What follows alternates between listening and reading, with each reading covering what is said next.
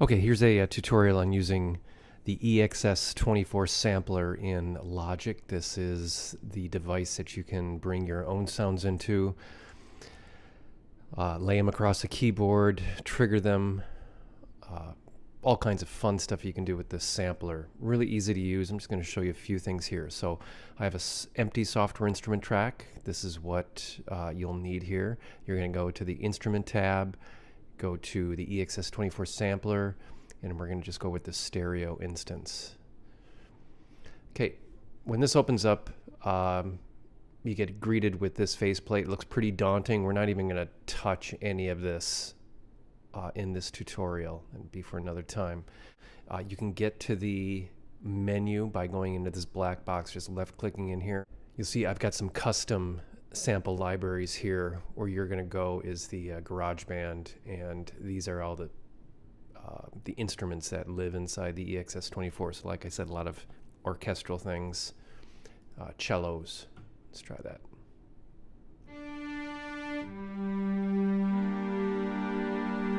Just using keys on my keyboard. Okay, before I move on, I'm going to impress an important point about using the sampler and creating your own sample instruments. When you go to save your Logic session, File, Save As, this is one of those times where you're going to want to tick this box here, EXS Instruments and Samples. If you don't do that and you close the session, you'll lose all of your work. So I think the best way to work with the EXS24, work with a folder and make sure that in this case you tick the box EXS Instruments and Samples. We're going to get to Ultrabeat here in a second. So I'm just going to save this right now and put it on my desktop. Another setting that you need to make sure is in place is the advanced settings in Logic, and this should be up and running right now. If it's not, you want to check under Logic Preferences, Advanced Tools, and make sure all of these are checked. Otherwise, you won't have some of the buttons I'm about to show. Okay, the Edit button is where you load samples into Logic and key map them across this keyboard. I'll show you how to do this. It's pretty straight ahead. There's a number of ways that you can bring samples in. In my case, I'm going to just drag some samples from a folder that I have on my desktop. There's all kinds of free samples out there on the internet. This is just one, some Lex Luger drum hits. You just get a free download. There's all kinds of these out there, and that's what I'm going to use for this particular session. I've got these on my desktop right here. My Lex Luger drum kit, claps and snares. Okay, so I'm auditioning some samples here inside the folder. Got some snares. And what I'm going to do is just take one of these samples and drag it into this window here.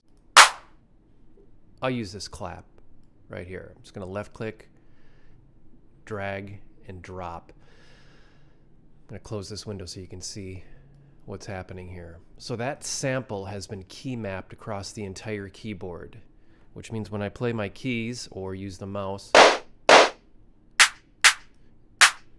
it's going to trigger that sample. This blue line indicates that that audio is stretched across the keyboard. Well, this is an important place to look here. C3 is where the sample is going to play at its original pitch. That's right here. So up the keyboard is going to be higher in pitch, and down is going to be lower.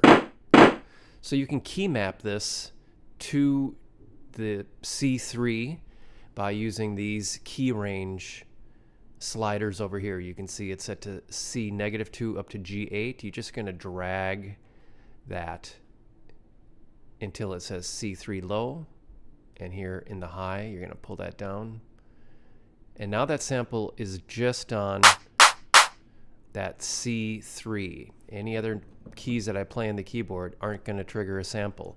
So this is how you could build up a drum kit, for example. I could put a kick, snare, and play the keys to create a drum beat. A couple more things up here that you might want to explore. One shot should always be checked when you're working with drum samples. One shot means that when you play the key on your keyboard, it doesn't matter how long you hold the key down, it's going to play the whole duration of the sample. Whereas if it's unselected, you can hear that's a little bit shorter depending on how long I hold that key down. You can also reverse the sample by just ticking this box. And that becomes a lot of fun. Okay, that's all we need to explore in this particular module. You drag and drop your samples in, and then you key map them by using the low and the high. I should point out that you could use your mouse here and just slide that value over. It works the same way. Again, if I tried to quit this instrument, it's going to say, hey, do you want to save changes? And I do. So I'm going to say save. I'm going to give this a name, and it's going to go into a folder inside my project folder called Sampler Instruments. And in this kind of case, I'd name it, for example, Lex Luger Kit.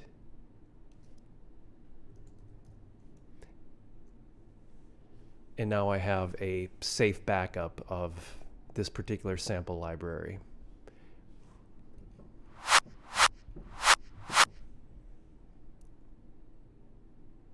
Okay, there it is.